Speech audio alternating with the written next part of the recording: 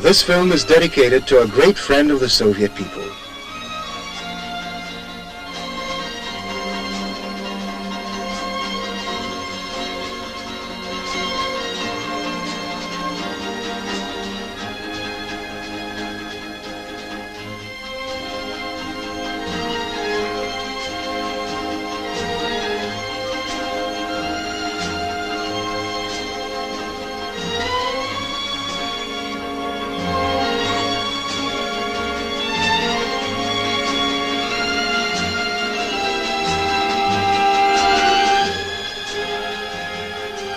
He frequently came to the Soviet Union, the President of the Democratic Republic of Vietnam, Chairman of the Central Committee of the Working People's Party of Vietnam. He enjoyed the sincere and heartfelt affection of one and all in the Soviet Union.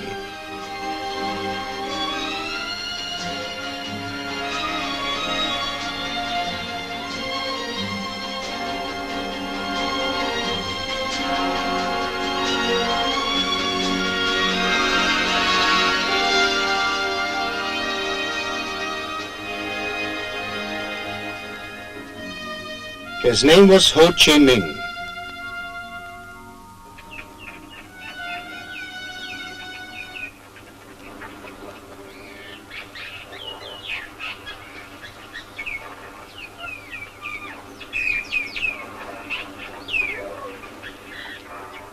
In Vietnam, he was called Bác Ho, Uncle Ho, or Old Man Ho. Ho Chi Minh in Vietnamese means wise with experience. This was his last 19th party name.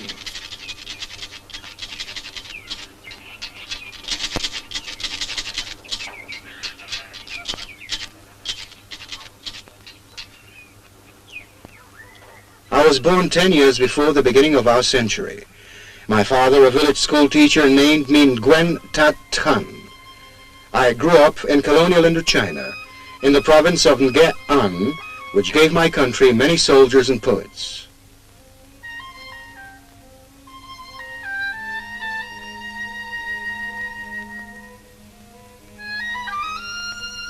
That dashing, surging wave, will it bring back past memories? He saw this in his native village. He saw this in the town of Hue, where he studied. Today, it is South Vietnam.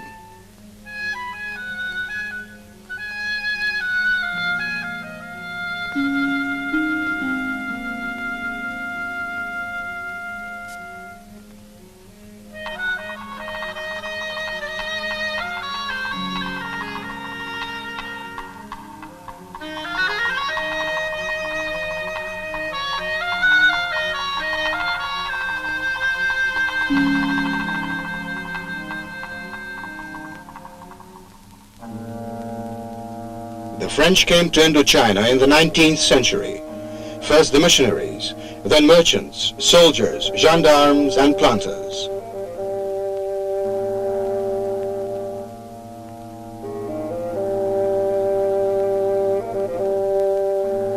Young Nguyen Tat Thanh learned by heart the Declaration of the Right of Man and Citizen proclaimed by the French Revolution.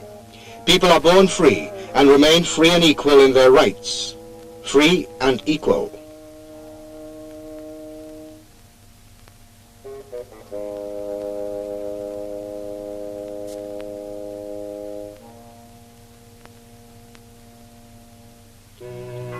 The French flag in Vietnam was the flag of the oppressors.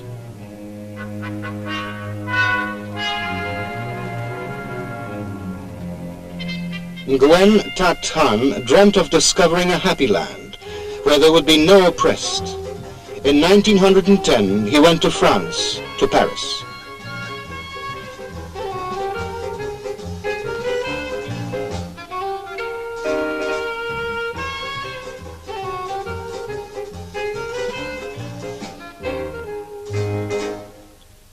The Paris of the poor received me, he used to say. There I learned the true solidarity of the poor and the benighted.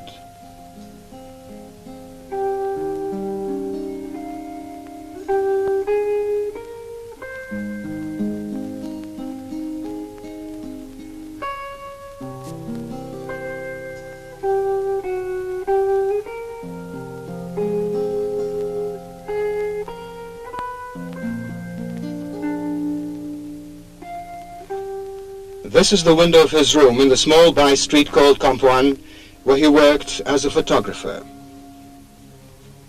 He traveled a lot in those years. He was a cabin boy. He washed dishes in a London hotel and then was a baker. He was a cigarette vendor in Canton and a window cleaner in Rio de Janeiro. He nearly died from tropical fever in Africa. He published his first story in L'Humanité and became a foreign correspondent of Paris periodicals. In the United States, he wrote, politicians, financiers, and the authorities always encourage, spur on, and incite criminals and racialists, and then cover them up. But he never did find a happy land. My land, 100 leagues divide us. I lie so still, engulfed in heavy slumber. Weeks passed, then months. I wrote these lines in tears.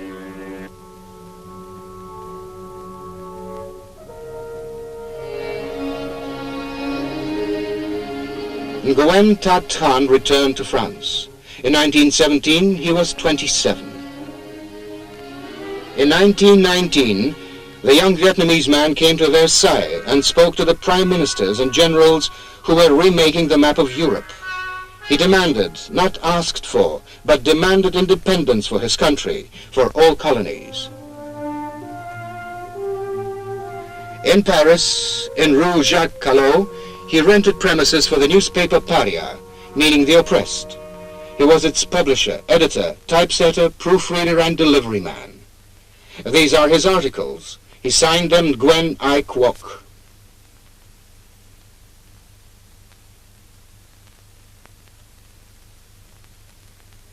Advertisement.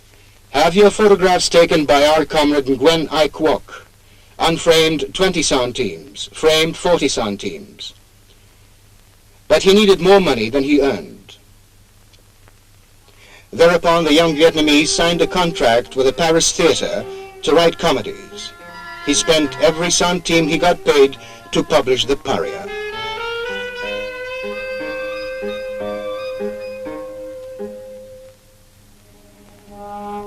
You're making a mistake, he told colonial officials in France, if you think that the people of Indochina have reconciled with their lot and do not hope to achieve emancipation the revolutionary way.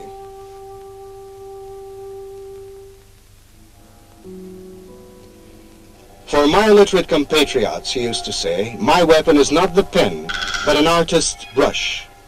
These are his drawings, anti-colonial cartoons signed Nguyen Ai Quoc. 30 years later in Hanoi, he would tell Soviet journalists, I'm your colleague. I wrote, took pictures, and made drawings for a newspaper. He never did relinquish the habit of drinking the blackest coffee and smoking cigarettes, acquired in those days in order to stay awake at night. 1920, Nguyen Ai Quoc speaking at a congress of the French Socialist Party. A group of French socialists recognized Lenin's Third International and formed the Communist Party of France.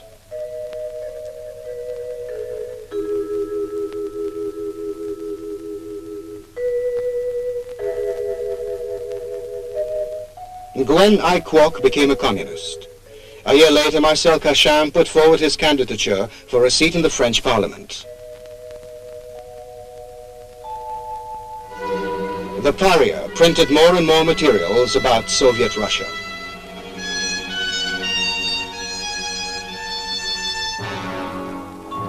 Then came January 1924.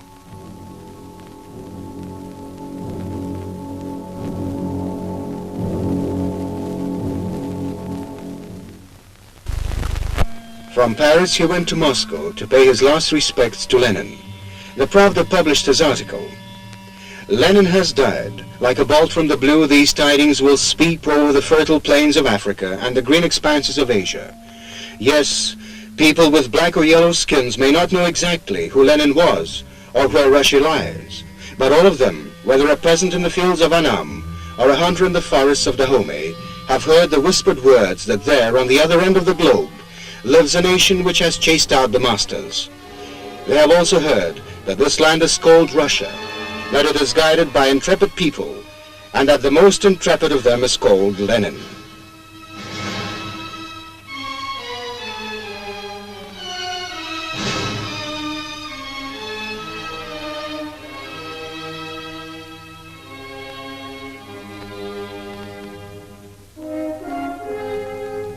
Such was Moscow when Gwen I. Kwok arrived there in the 20s. Here in Bolshoi Theatre, the Comintern held its congresses. Pushkin Square was the site of the Communist University of the Working People of the East, where he studied. He lived in Hotel Lux in Tverskaya, now Gorky Street, and frequently went to Red Square and the Kremlin.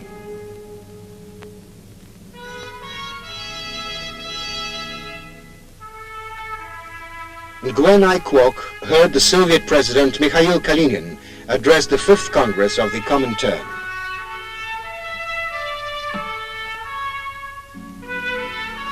One of the tasks put forward by the 5th Congress of the Comintern in 1924 was that of organizing Marxist-Leninist parties in colonies and dependencies.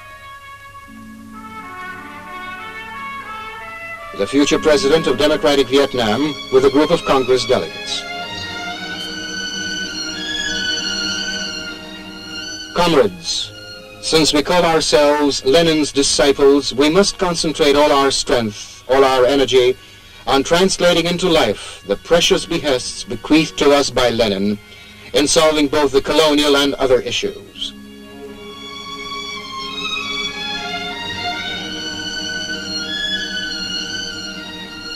The Comintern delegated him to assist the Vietnamese revolutionary movement.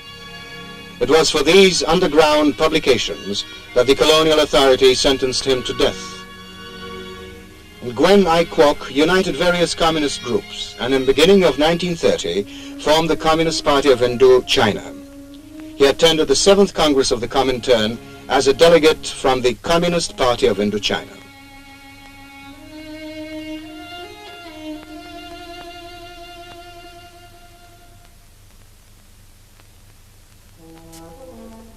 A questionnaire for the delegates to the 7th Congress of the Comintern. Name under which you are working in the party: Tend Man Kyon. Name under which you will speak at the Congress: Lin. Occupation: sailor. Worked for hire for 10 years. Present source of livelihood: student of the Moscow Lenin School. From what year and in which communist parties were you a member? From 1920, member of the Communist Party of France, and from 1930, member of the Communist Party of Indochina.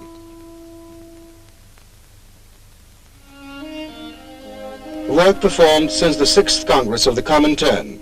Organizer of the Communist Party of Indochina, 1930-1931. Were you subjected to repressions? Arrested in 1931, spent 2 years in prison and escaped in 1933.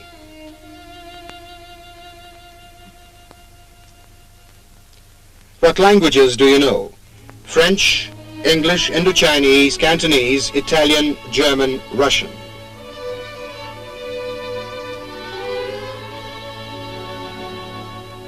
At first, it was patriotic sentiments, rather than communist ideas, that brought me to Lenin. But step by step, continuing the struggle, I came to realize that only socialism and communism can emancipate the peoples. He, leader of the Anti-Colonial League, was called Gwen I. Kwok. He signed his articles in the underground communist press with the name Lin. In police records, he was known as Tong Wan So. In 1941, he returned to his native land and became a soldier. Henceforth, his name was Ho Chi Minh. These party documents, the rules and the program of the Communist Party of Indochina, Comrade Ho Chi Minh carried in his map case. In 1941, he declared that the Soviet Union will definitely win the war, and that this victory will lead to the rise of other socialist states.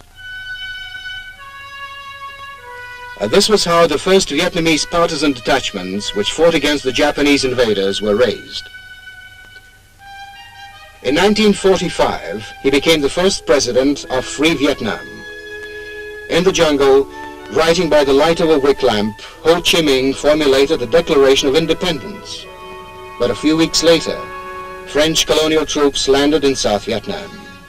President Ho Chi Minh and the government of the Democratic Republic of Vietnam did their utmost to preserve the newly won freedom and avert bloodshed. President Ho Chi Minh came to Paris for talks.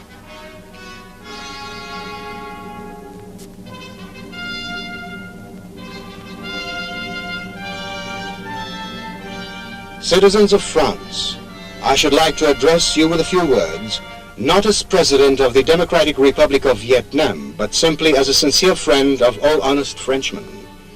We are not fighting against honest Frenchmen. We are only coming out against the brutal rule of the French colonialists in Indochina. Vietnam needed peace to begin rehabilitation, but the French colonialists wanted to seize the whole country.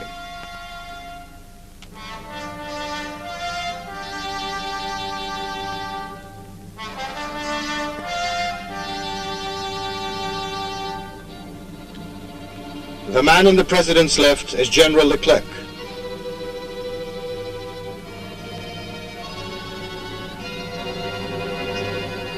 In response to the urge of the Vietnamese people for peace, they were prepared to start a war.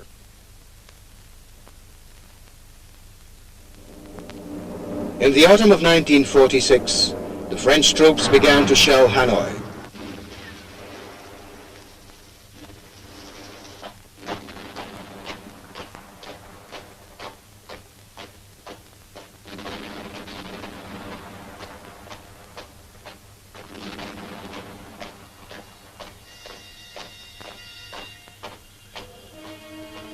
There on the cruiser, General Leclerc smiled at the president. Now he ordered his troops to begin the offensive. But Ho Chi Minh told his people that there was another France. The France of Maurice Thorez, the France of Frédéric Joliot-Curie, the France of workers and dockers. Ho Chi Minh lived in their country. He was a member of their Communist Party, and now they refused to load tanks bound for his country. The jungle became his home.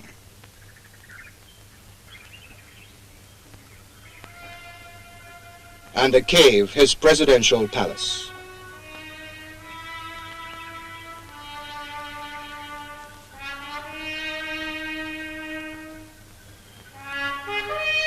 He who has a rifle, let him arm himself with a rifle. He who has a sword, let him arm himself with a sword. If there are no swords, arm yourselves with hoes, spades, or sticks. The hour of saving the fatherland has struck.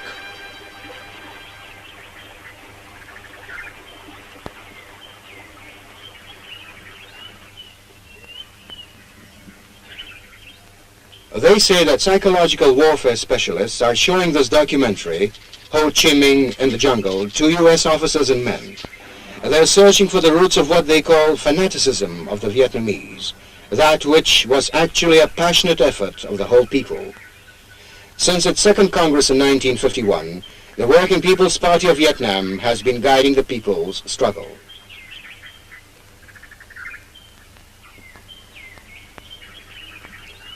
Once, the director of a lycée in Hue wrote in his character reference, "Better suited for scientific pursuits than other boys of his age." But Ho Chi Minh became a soldier.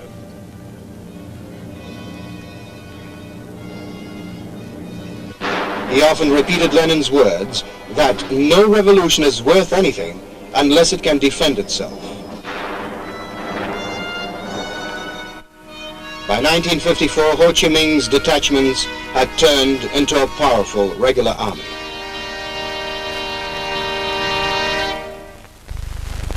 That year, the Vietnamese town of Dien Bien Phu was on everyone's lips. It was the site of a French military buildup in preparation for a decisive offensive.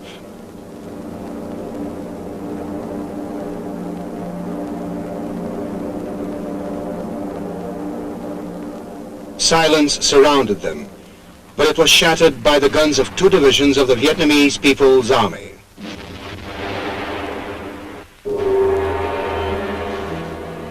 Dien Bien Phu became a symbol of France's disgrace and tragedy. A tragedy of the deceived.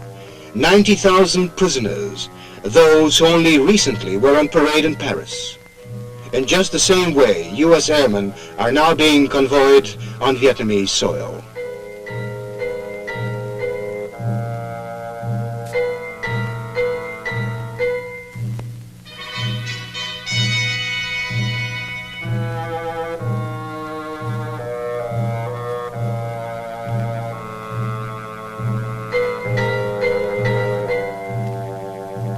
The invaders pulled out of North Vietnam. Are these documentary films shown to U.S. officers and men?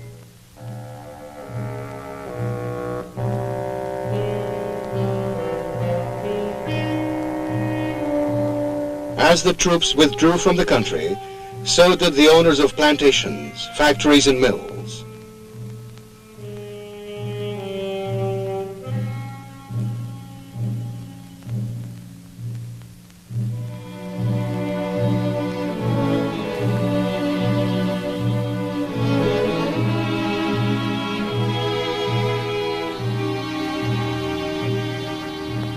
People got Ho Chi Minh's portraits from secret hiding places.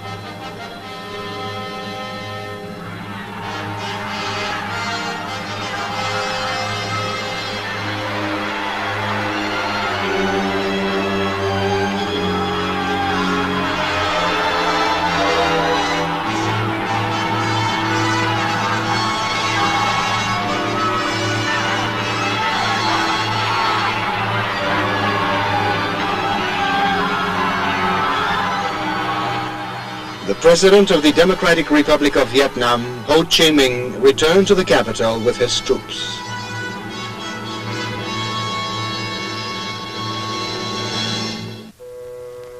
"9 years in the jungle, 9 years of war."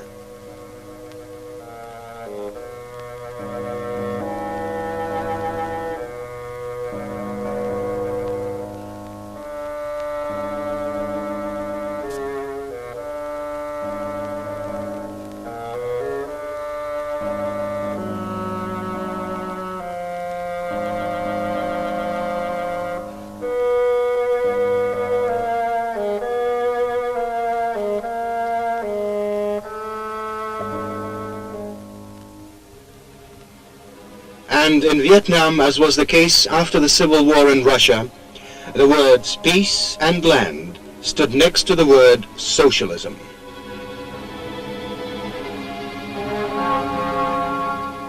The people of Vietnam began building a new life.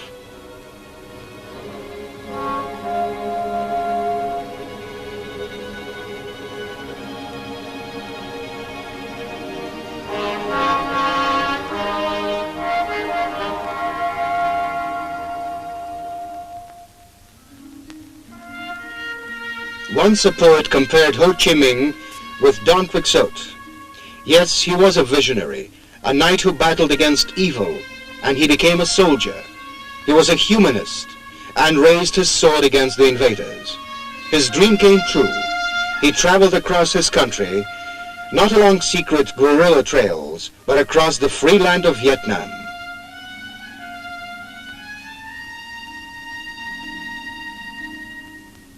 The first gain of socialism was a simple one, but it concerned life itself. It was necessary to feed the children, and the president was the first to give up a third of his rice ration, setting an example for the entire adult population.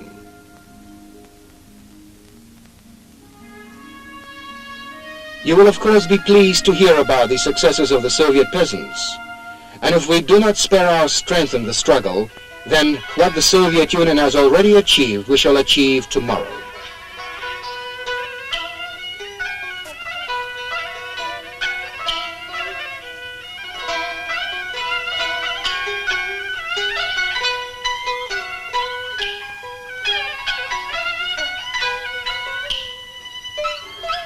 Now we are restoring old, small dams, but I, Ho Chi Minh, assure you that we shall erect powerful hydroelectric stations. Yes, we shall do that.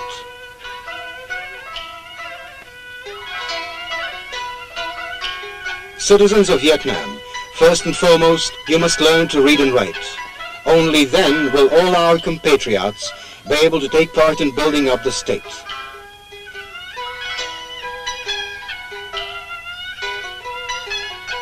If a wife is illiterate, her husband teaches her.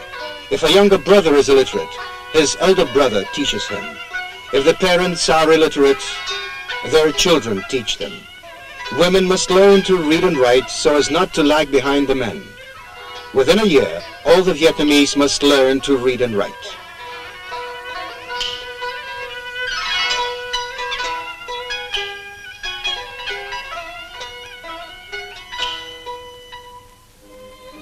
Young Vietnamese went to the USSR to study and become doctors, teachers, engineers, and commanders.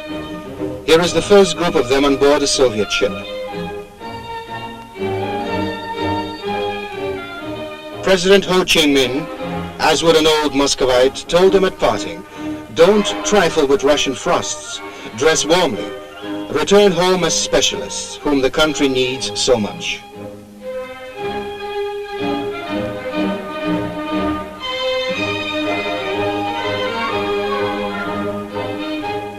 The sailors of the first Soviet ships to arrive in Vietnam and anchor in the port of Haiphong played host to the president. For us, his name became the personification of free Vietnam. In 1955, Moscow welcomed President Ho Chí Minh.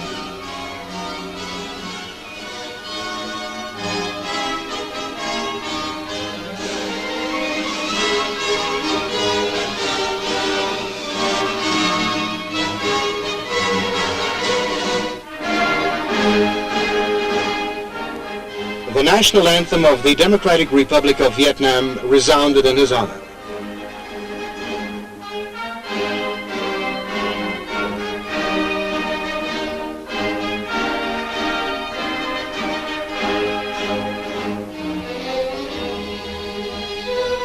Ho Chí Minh had no need for pseudonyms now, nor did he have to avoid cameramen and photographers.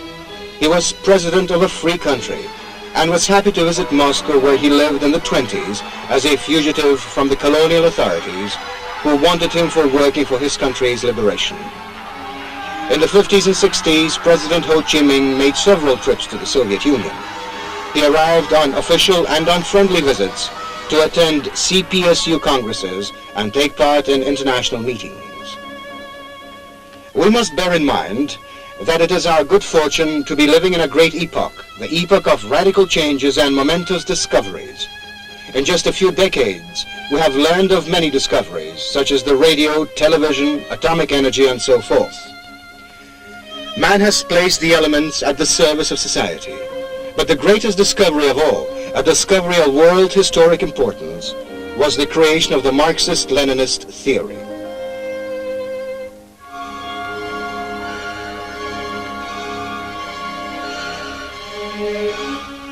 Lenin's name and his theory are inseparably linked with the achievements of the camp of peace and democracy, which extends from the Elbe to the Pacific and from the Arctic Circle to the tropics.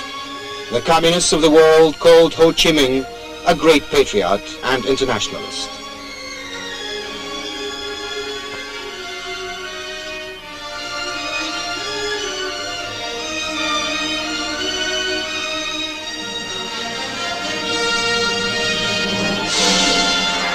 He addressed the following words to a party congress: "We shall always march shoulder to shoulder with the Soviet Union and other socialist countries in the struggle for the cause of peace, democracy, national independence, and socialism throughout the world."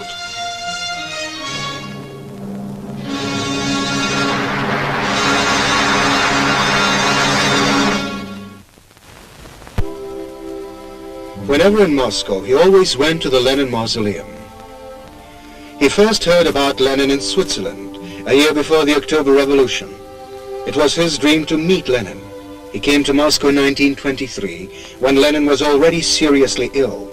He came again in 1924, but only in time for Lenin's funeral.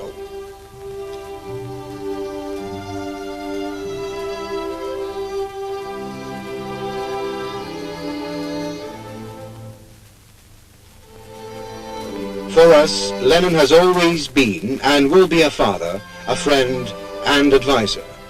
Lenin wins the hearts of the Asian people, not only by his genius, but by his contempt of luxury, by his love for work, by his pure and simple personal life. In a word, by the moral nobility of a teacher.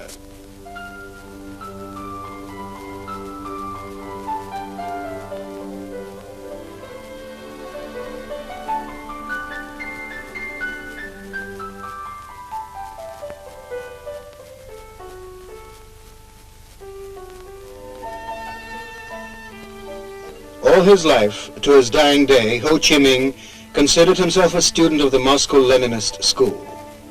Not a living god, but a president, a communist of the Leninist school.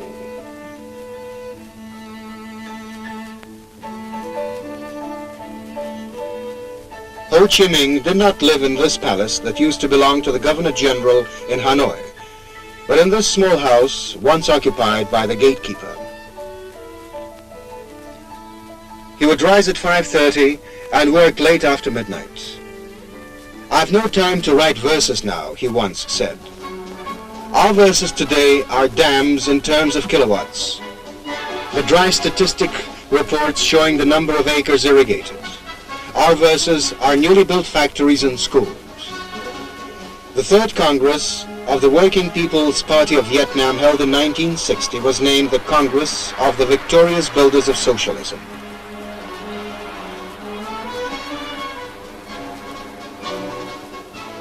This steel, these dams and schools, the achievements of the Democratic Republic of Vietnam, the rising popularity of Ho Chi Minh and the Party of the Vietnamese Communists were an example for the south of Vietnam, and the people there rose up in arms to struggle for their freedom.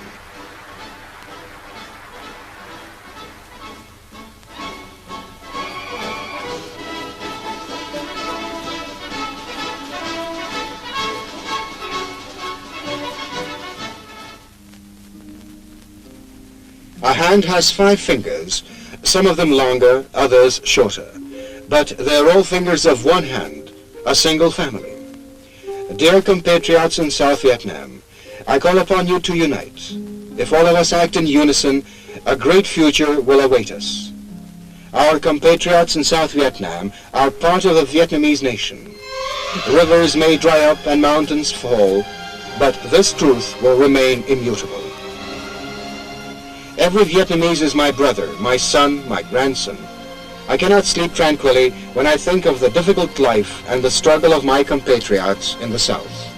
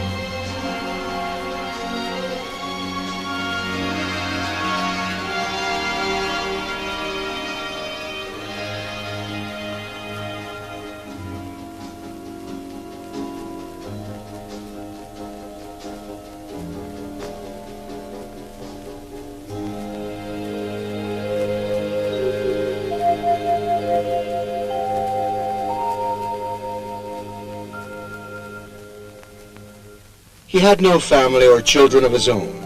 He was the son and leader of the Vietnamese nation, 19 million in the north and 14 million in the south. He looked upon children as the future of the country.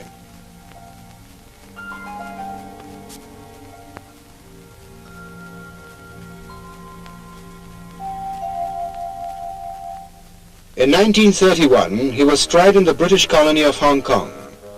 In 1942, fulfilling a party assignment, he visited areas bordering on China, where he was seized and thrown into prison by Chiang Kai-shek's agents. For 4 months, I am in prison. They're like 10 years of darkness.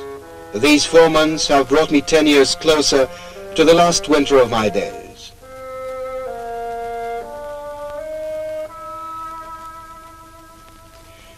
was believed to be dead 3 times during his lifetime.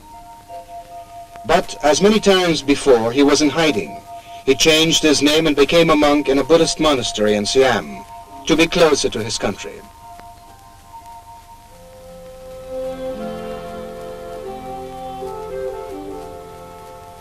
In 1965, he turned 75.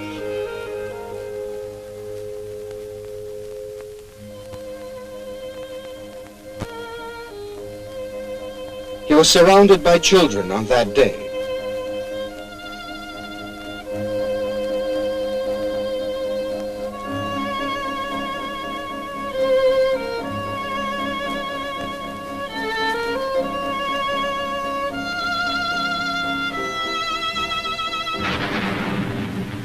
Still another war in the life of the Vietnamese people.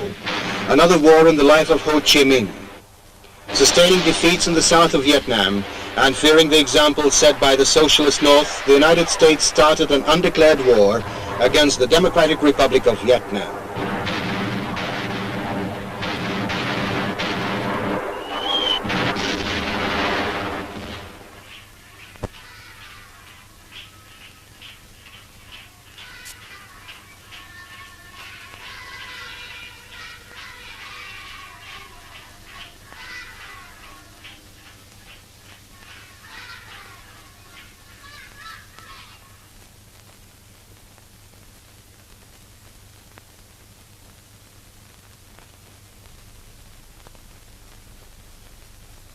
Dear compatriots, I know that this war will be a difficult one. I know our enemy. He is strong, experienced, and treacherous. None of us, neither the soldiers, the workers in the rear, nor our women, shall have an easy time. It might happen that we shall have no strength to smile or sing, but we must have the strength to resist and to win. None of us is immortal, but we shall fight against aggression for national salvation.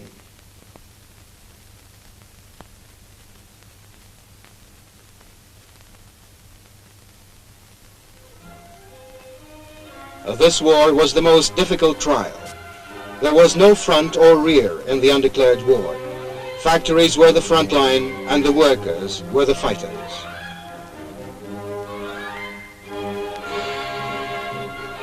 Justice is on our side, the President said. Our will is firm, and we are filled with determination to fight and win.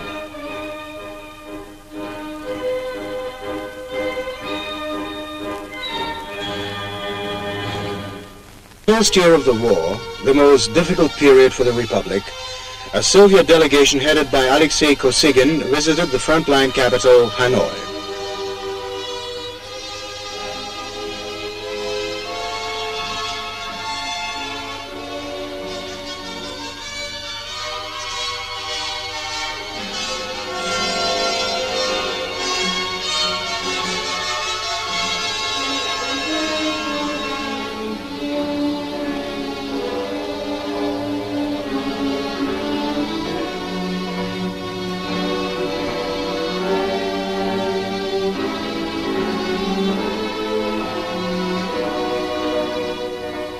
The negotiations held in Hanoi and the documents signed there were fresh proof that the Soviet Union and the Communist Party consistently pursued the Leninist course of proletarian internationalism.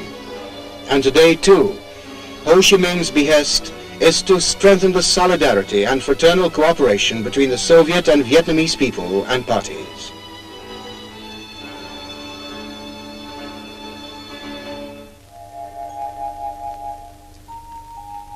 From the Presidential Secretary's Memorandum Book, Rising Time 5 o'clock, Report of the Air Defense Commander 6 o'clock, Meeting of the Politburo, Talk with the Young Pioneers, and another note, correct the proofs of the preface to Lenin's works in Vietnamese translation. At times it seems that no one wants to believe us, but we shall overcome difficulties. It must be done, it can be done, and it will be done.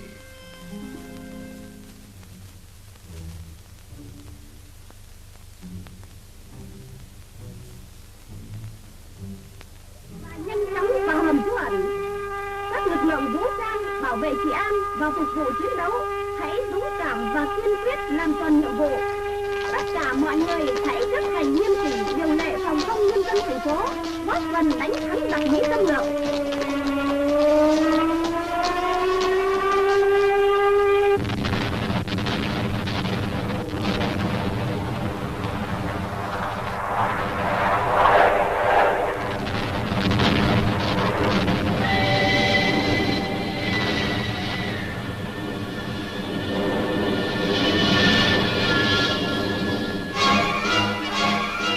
We were with Vietnam in those days. All progressive mankind was with the heroic country.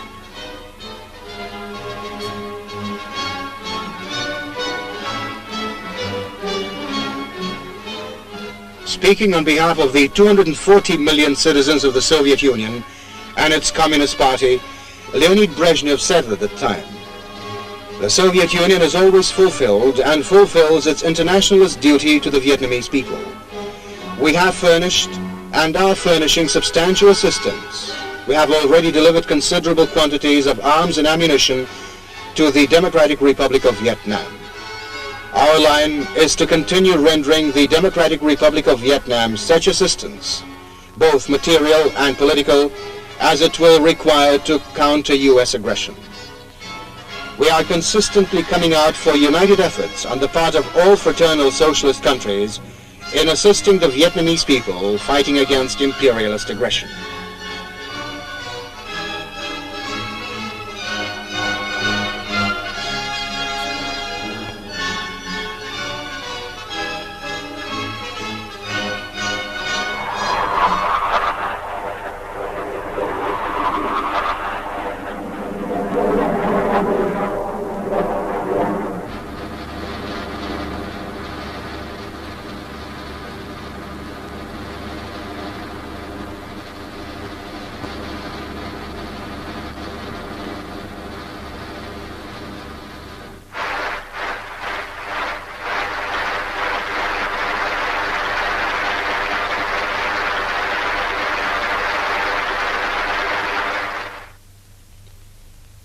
We have a large and powerful party, large and powerful because it is armed with the Marxist-Leninist theory, because it enjoys the love, trust, and support of the entire army and the entire people. Unity, unity, great unity, and we shall score victories, magnificent victories.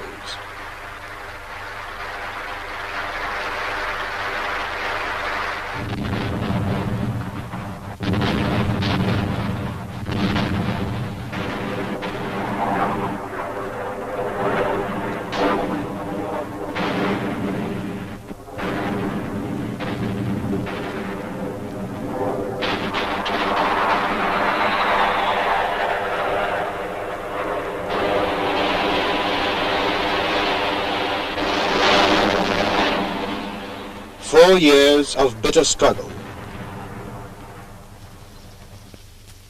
The United States unconditionally suspended air raids and was forced to open negotiations in Paris.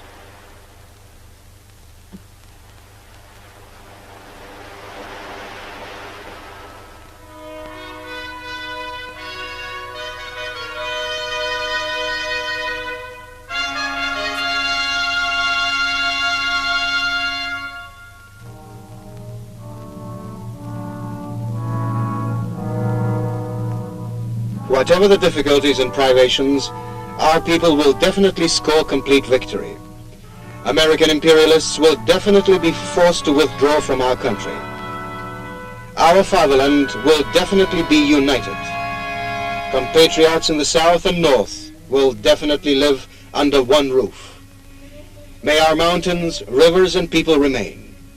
After our victory over U.S. aggression, we shall build up our country and make it 10 times more beautiful than it is today.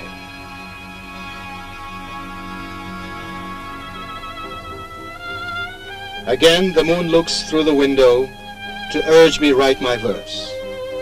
I've no time today, my moon. I shall not even sleep. Wait and be patient.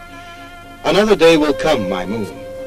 There listen how the bell is tolling to wake the people from their slumber. It brings them tidings of our victory.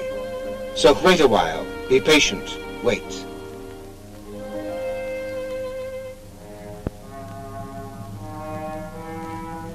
In his testament to the people and the party, Ho Chi Minh wrote, "Being an old man, I should like to talk with you.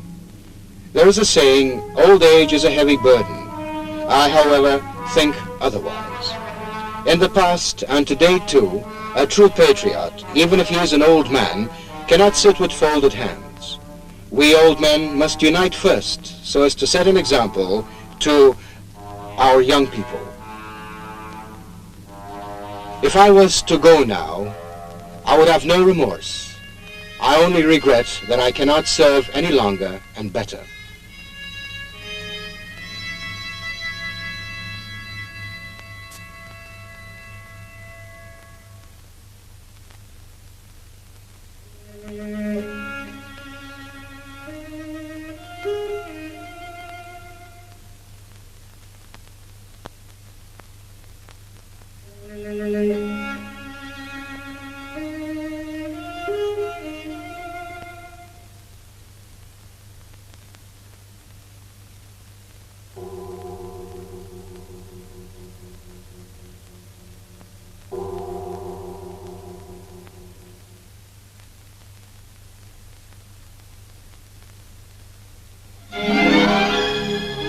But he shall always remain with us, a great patriot and internationalist, leader of the heroic Vietnam, a true friend of the Soviet people, a communist of the Leninist school, soldier and poet, comrade Ho Chi Minh.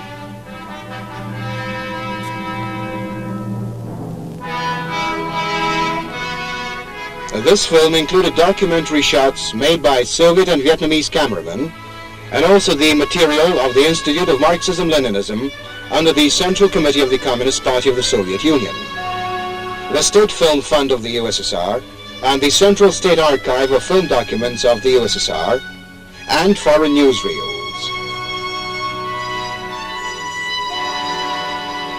Script Igor Itskov, direction Ekaterina Vermisheva, music Edison Denisov.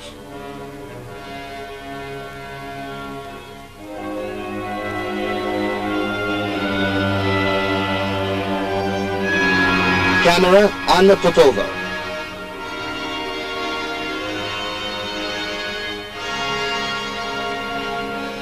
Central Documentary Film Studios, Moscow.